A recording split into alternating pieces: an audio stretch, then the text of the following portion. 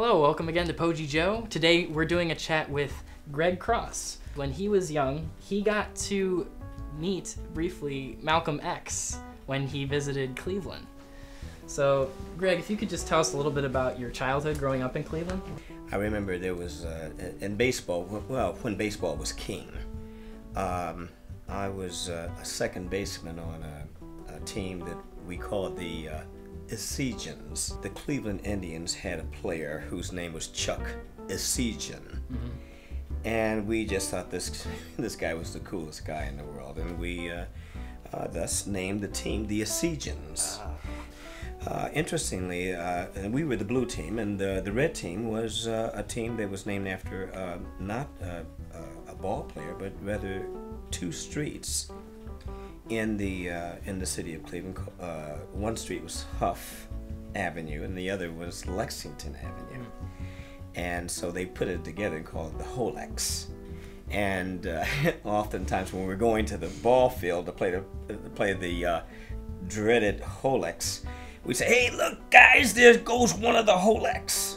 And they will just turn and look at you, with their little red hats on. And you just knew you were in for one hell of a game.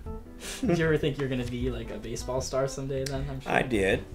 I did, and I'm going to choose my words very carefully at this point, because my dad was very strict, somewhat religious man who had his virtues and his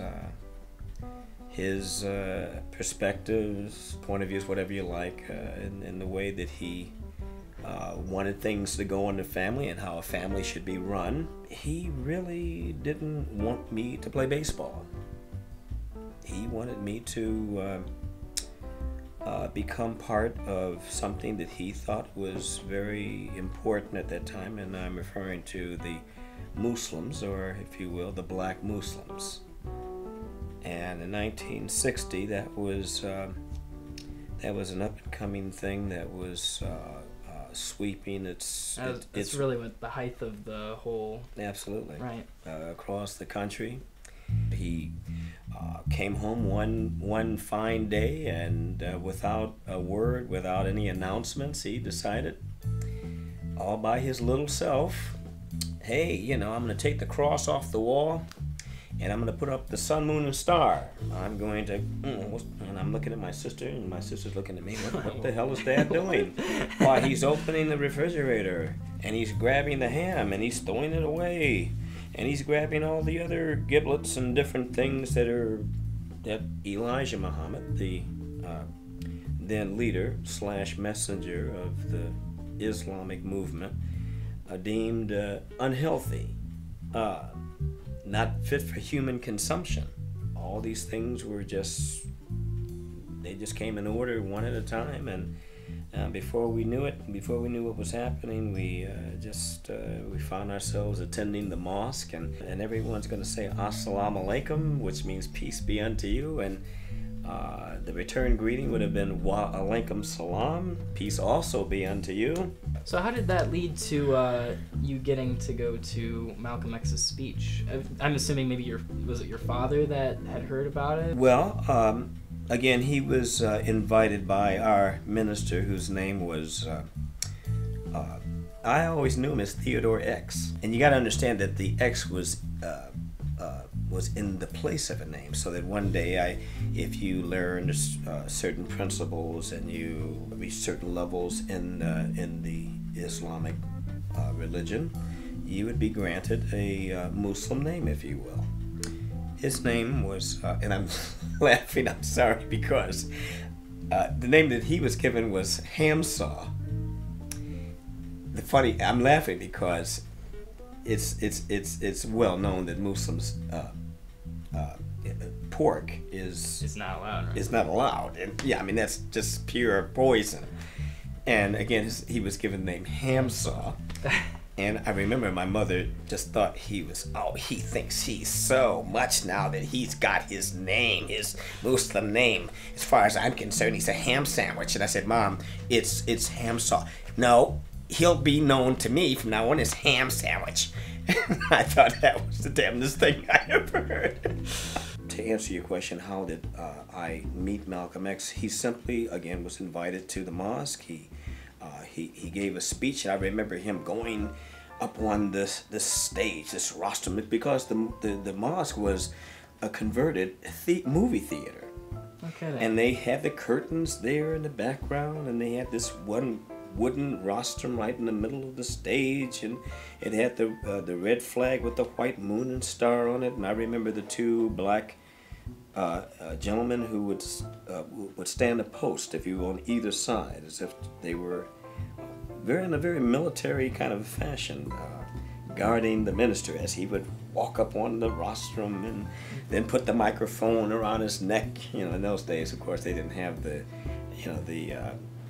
kind with the cordless microphone. You got this cord, and they were always tripping over it, and you stepping over it, and some kind of stuff like that. Technology. Made things so much easier. And I remember when Malcolm, again, when he walked up on the stage, he was in this eloquent, tall, rather light brown-skinned gentleman with these reddish-brown glasses on and a short reddish kind of haircut, clean-cut man with his glasses and his goatee, and he would look around, with his glasses, and I never could see his eyes. That light, either that or I was just so short. I was always looking up like this, trying to, and the hell this guy, and I'm always looking at his reflected glasses.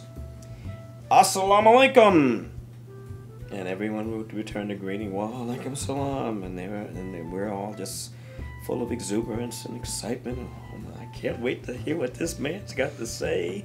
Jesus, we got Malcolm X in the city of Cleveland here, man. I'm gonna, my ears are peeled here. And he wouldn't skip a beat. As he's putting the microphone around his neck, he'd say, ladies and gentlemen, you have to excuse me. I always had trouble with ropes around my neck. And then you'd have some laughter here and there like that. And,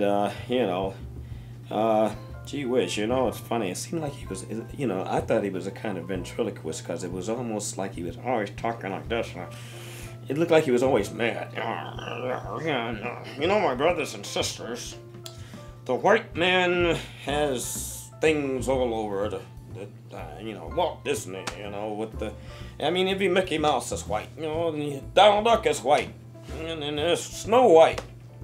I can't even go and take a shower without looking at the soap. Ivory soap has got a little white baby on it, My oatmeal is white. My starch is white in my shirts. Everything was white, and he would make some kind of a pun on white people, and you'd hear a mixture of laughter and acknowledgement, and I never thought of that. And I'm just sitting there as a little boy, my God, this is, it was all so different than anything I ever heard in my life, And that was the first day that he was in town, and I believe it was a Sunday. Then came Monday, and then I believe Tuesday, the very last day that he was in Cleveland. He was dining in what was then called the Shabazz Restaurant, Shabazz, the Shabazz Restaurant, where bean soup was famous. That was the best thing. I remember him saying, you gotta, he would promote this product immensely. He would say, you gotta, my brothers and sisters, you gotta try this bean soup. I'm sorry, because this stuff will clean you. I'm assuming you tried some of it. Oh yeah, I would clean you out, all right. If you didn't have the runs for a week, you certainly had gas for a week. That was. Well, that's how you knew it was good, right? Yeah. Once we got past that,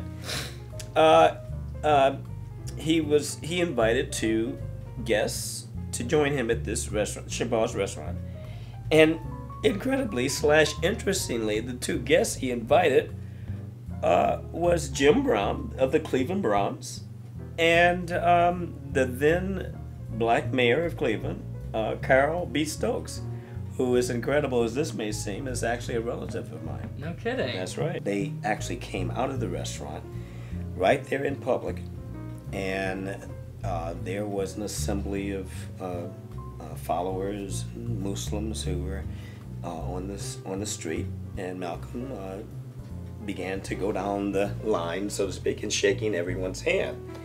And I happened to be there because I knew that he was eating in this restaurant, so I just went down there on my own. When he finally, he's going, "Assalamu alaikum, my little brother. Assalamu alaikum, ma'am. Assalamu alaikum," and they would return their greeting again, "Wa alaikum salam." And then he got to me, "Well, assalamu alaikum," and by this time, don't be nervous, my little. I mean, I'll never forget. Don't be nervous, my little brother. You know, everything is everything. We're brothers. You know, it's universal. It's time to put away all fear and stand up like a man. "Yes, sir. Yes, sir." Wa alaikum salam. And he smiled, and then he just went on, and I never forgot that moment. And I actually touched Malcolm X's hands.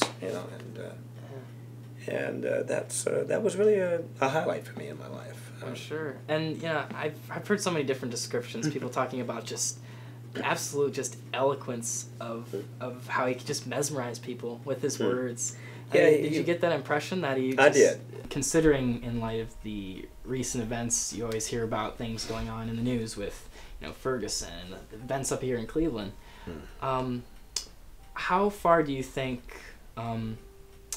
racism or trying to eliminate racism has progressed in that 50 years since Malcolm X this month will be observing his, because it's interesting to see the dichotomy. My collaborator Amber here, she was in class the other day and they were talking about racism in sociology class, and she said one girl said to her something like, well, people just need to get over racism. We have a black president, so it's obviously not a problem anymore, or something like that. And she said she just kind of stared at her like, I wish I were in your class. I would say, "Stop it! Stop it! Stop it!" It's in some cases racism. We've risen above some of ignorance, conceit, fear, and in some cases, in other cases, it's remained absolutely positively the same, in spite of many black and white people dying, finding the truth or trying to help to find the truth, in spite of all of the race riots, in spite of all of the the images that you think about the 60s and the 70s and to present day, in every state in our own country except Hawaii, I believe, we still have white supremacists, we still have Ku Klux Klan, we still have skinheads, we have neo-Nazis, and many of which hide, that's right, I say hide, behind the Constitution. I have the right to assemble, I have the right to bear arms, I have the right to the right of speech. Damn, in spite of all of our best efforts, in spite of everything that we've tried and have gone through and have done, I'm shocked, but I'm not shocked. I'm hurt, but I'm not going to allow myself to be devastated. What can I do about this? If anybody can do anything about it, what's my internal feeling?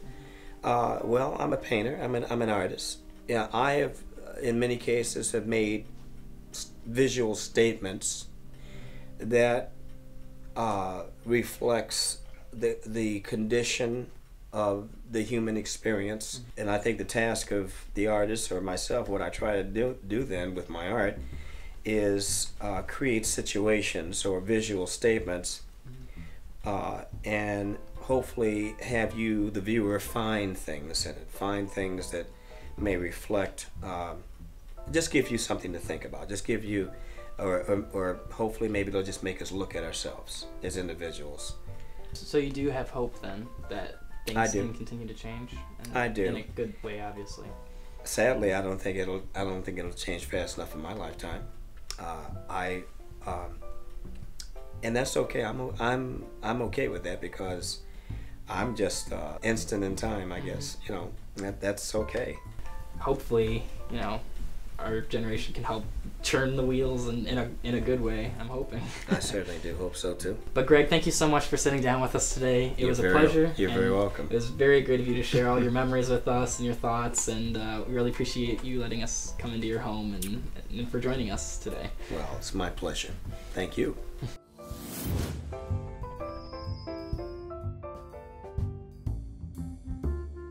And I believe about 10 minutes after that. I think my camera might have turned off. Oh no. Okay. I'm sorry. No problem. Okay. How's your arm? I was about to ask about that. So. We're doing okay.